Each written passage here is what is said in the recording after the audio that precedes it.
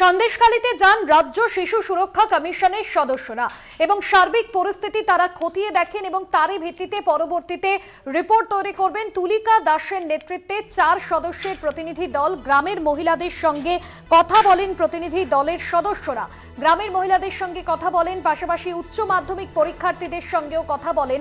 24 ঘন্টার মধ্যে রিপোর্ট জমা সুদেষ্ণা রায়, তুলিকা দাস সহ 4 সদস্যের প্রতিনিধি দল। পাশাপাশি আপনাদের জানিয়ে রাখবো যে গুরুতর অভিযোগ উঠে আসছে 10ই ফেব্রুয়ারিতে যে ঘটনা ঘটেছিল, এক মায়ের কোল থেকে শিশুকে ছুঁড়ে ফেলে দেওয়া হয়। এই সন্দেশখালী ঘটনায় এই বিষয়েও কিন্তু বয়ান শুনেছেন রাজ্য শিশু সুরক্ষা কমিশনের সদস্যরা। কি বলেছেন গ্রামবাসী এক মহিলা, কি অভিযোগ তার শোনাবো। ভেঙে দিয়েছে, জানলা ভেঙে জানলাটা পুরো খুলে দিয়েছে। তো সেখানে দাঁড়িয়ে আমি বললাম যে এরকম করবে না, আমার ঘরে ছোটো বাচ্চা আছে। আর ও বলছে যে যা দরকার আমি পুলিশ ক্যাম্পে গিয়ে কথা বলে দিচ্ছি সকালে। এটাই ওরা বলছে, মানে ও বারবার বলতে চাইছে, কিন্তু ওরা খুব বাজেভাবে মানে গালাগালি করে খিস্তি মেরে বলছে যে বাইরে বেরিয়ে যায়। আমি জানি না সেদিন দরজা ভাঙতে পারলে কি হতো। বাচ্চাটার কি করলো? বাচ্চাটাকে ফেলে দিয়েছে, বাচ্চাটাকে ছুঁড়ে ফেললো, কোল থেকে ফেলে দিয়েছে। কারা আর ফেললো? আমার ওই যারা বাড়িতে দাঁড়িয়ে ছিল। মানে কারা? পুলিশ জানলা থেকে কি করে হাত ফেললো? কারণ আমি জানলা ধারে ছিলাম, আমি মেয়ে অনেকটা মেয়েও ছিল, আমাকে বলছে তুমি জানলাটা খুলে দাও, তুমি বাচ্চাটাও জানলাটা খুলে দাও, এরকম ভাবে বলছি। কারণ এরকম করবে না দিদি, কারণ আমার ছোট একটা বাচ্চা আছে, জ্বরে জ্বরে খুললেই তো আমাদেরকে মেরে দেবে। বাচ্চাটাকে ফেললো যারা, তারা কি পুলিশ? পুলিশের ইউনিফর্মে ছিল। বাচ্চাকে ফেলেছে পুলিশ? হ্যাঁ পুলিশ, মানে সবাই তো পুলিশের ড্রেস পরেছিল আর সবার মুখে কালো। কমিশন এক্ষুনি বললো যে বাচ্চাটা কোনোভাবে পড়ে গেছে, না না আপনার স্বামী ধরে নিয়েছে। আপনি এরকম কোনো বয়ান কমিশনকে দিয়েছেন? না, বাচ্চা কোনোভাবে পড়ে যায়নি, ওরা বাচ্চাটাকে ফেলে দিয়েছে, সেই অবস্থায় বাচ্চা পড়ে গেছে আর বাচ্চার বাবা হাতটা ধরে সঙ্গে সঙ্গে কোলে তুলে নিয়েছে। পুলিশের অভিযোগটা আপনারা কমিশনের কাছে জানিয়েছেন? পুলিশের উপস্থিতিতে এই ঘটনা ঘটেছে, এটা কমিশনকে জানিয়েছেন? না, পুলিশ আমরা সাধারণ মানুষ, আমরা এই না, এই যে যারা এলো তাদের এই বর্ণনা দিয়েছেন যে পুলিশের উপস্থিতিতে এই ঘটনা ঘটেছে, এই ছবিটা দেখিয়েছেন? হ্যাঁ সব ছবি দেখানো হয়নি। আচ্ছা। কিন্তু আপনাকে কি এখানে নিরাপত্তা দেবে বললো? না, একটা কথা এটা হচ্ছে ওইখানটায় হচ্ছে মানে ওরা দুজন দাঁড়িয়ে ছিল, বাদ বাকি সব পালিয়ে গেছে যখন আমার বাড়ি গ্রামবাসী ঢোকে।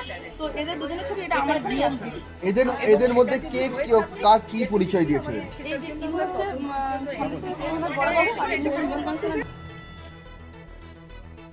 রাজ্য শিশু সুরক্ষা কমিশনের সদস্য সুদেষ্ণা রায় কি বলেছেন শোনাবো। এসেছিল, হ্যাঁ, তারা কারা সেটা তো আমাদের তদন্ত করে জানতে হবে লোকে। আর যেটা আমাদের চেয়ারপারসন বললেন, আমরা এখানে এসেছি শিশু এবং মায়ের যাতে সুরক্ষা হয় সেটা আমরা এনশিওর করতে, এবং আমরা এটা ওদের ফোন নাম্বার নিয়েছি। আমরা বলেছি যে যে পুলিশ নিজেদের ফোন নাম্বার দিয়েছি এবং বলেছি যে যে পুলিশ ওদের প্রোটেকশনের জন্য থাকবে তাকে যাতে আইডেন্টিফাই করতে পারে, তাকে যাতে চিনতে পারে, সেই জন্য তার ফোন নাম্বারও ওকে দেওয়া হয়। ম্যাম, দুটো গুরুত্বপূর্ণ বিষয় রয়েছে। প্রথম কথা, এখানে আপনিও প্রশ্ন করছেন যদি পুলিশের, আমরাও জানি না। এখানে রাতের বেলা ওরা মুখ দেখতে পাননি, হতে পারে ওরা যদি গিয়ে কেস দায়ের করে নিশ্চয়ই পুলিশ কেস। রাজ্য শিশু সুরক্ষা কমিশনের চেয়ারপারসন তুলিকা দাস কি বলছেন শোনাবো।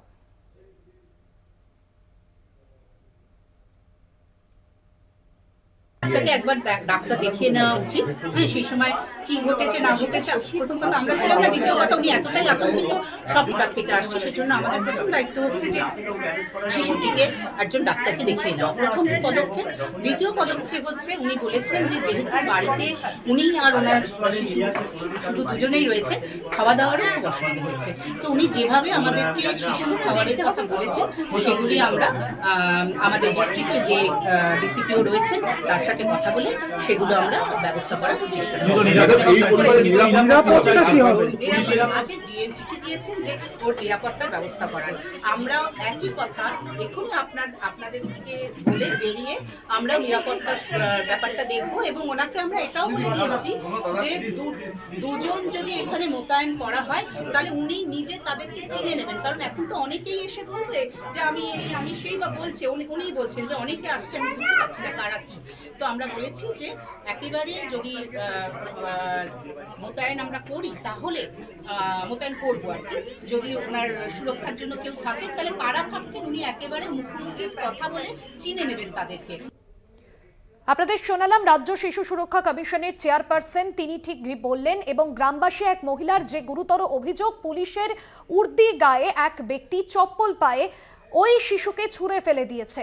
এই মুহূর্তে আমাদের সঙ্গে টেলিফোন লাইনে রয়েছেন তৃণমূল নেতা জয়প্রকাশ মজুমদার। আপনাকে স্বাগত জানাবো কলকাতা টিভিতে। জয়প্রকাশ বাবু, যে অভিযোগ করছেন রাজ্য শিশু সুরক্ষা কমিশনের কাছে, গ্রামবাসী এক মহিলা, চপ্পল পায়ে পুলিশের উর্দিধারী এক ব্যক্তি এক মায়ের কোল থেকে শিশুকে ছুঁড়ে ফেলে দিয়েছে, কি বলবেন এই ঘটনায়? আরে ঘটনাটা আদৌ ঘটেছে কিনা কে বলবে? না এটা বানানো ঘটনা? যিনি অভিযোগ করছেন তিনি কি ওই শিশুর মা, না অন্যের কথা বলছেন? যিনি এসেছিলেন তিনি কি আদৌ পুলিশ? এই সমস্ত কথাগুলো উঠে আসছে, এগুলো সাজানো ঘটনা কিনা সেটাও দেখতে হবে। আদৌ এই ঘটনার কোনো সত্যতা আছে কিনা? শিশু সুরক্ষা কমিশন আসলেন, হঠাৎ বলে দিলেন একজন মানুষ এসে কোনো অকারণে একজন শিশুকে ছুঁড়ে ফেলে দেবেন। সেই শিশু কোথায়?